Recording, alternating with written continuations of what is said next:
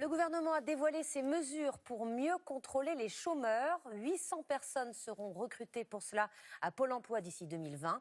L'objectif, traquer la mauvaise volonté, la fraude.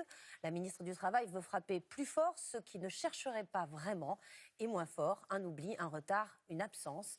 Tiffaine de Tricorneau, Véronique Gaglione et Sylvain Daubard. C'est un nouvel arsenal de sanctions contre les demandeurs d'emploi que le ministère du Travail vient de présenter aux syndicats. Des recherches insuffisantes ou le refus de 2 offres raisonnables seraient plus sévèrement punis. Au premier manquement, 1 mois de radiation, allocation suspendue provisoirement. Au deuxième manquement, 1 mois de radiation et de suppression des allocations. Et au troisième manquement, 4 mois de radiation et de suppression des allocations.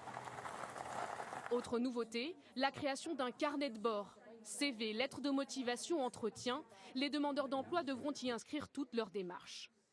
Des sanctions renforcées, ces chômeurs montpelliérains sont partagés. Je pense que d'abord des avertissements, et après si vraiment on voit que c'est abusé, oui là derrière une sanction. Mais le radiation, je trouve que c'est trop dur.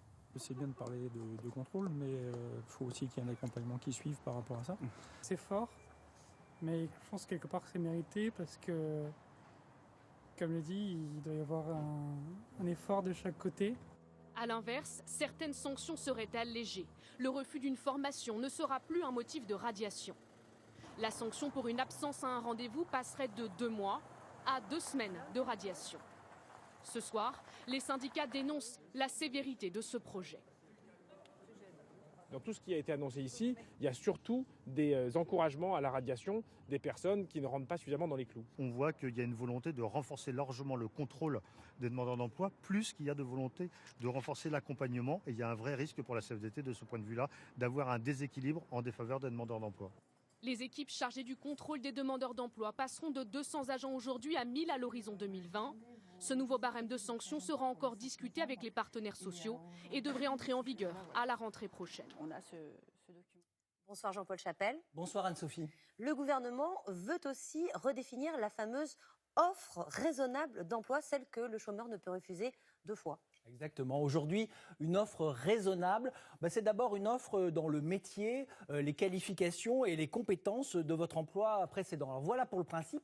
Ce qui va changer, c'est que désormais, ce sera négocié au cas par cas entre le chômeur et son conseiller Pôle emploi. Exemple, la distance aujourd'hui est considérée raisonnable, l'offre d'emploi dans un rayon de 30 km par rapport au domicile ou accessible en moins d'1 heure de transport. Désormais, ça pourrait être plus ou moins, là encore, au cas par cas. Enfin, l'offre est aujourd'hui raisonnable si la rémunération proposée est similaire au salaire antérieur. Alors après 6 mois de chômage, moins 15% et après 1 an, moins 25%, ce qui correspond au niveau de l'allocation chômage. Désormais, ce sera discuté entre le chômeur et son conseiller. Alors côté gouvernement, on fait le pari que ce sera plus efficace car aujourd'hui, tous ces critères ont beau exister dans la loi, ils ne sont pas appliqués. En 1 an, seulement 77 chômeurs ont été radiés pour avoir refusé 2 offres raisonnables, soit 0,01% des quelques 500 000 radiations annuelles.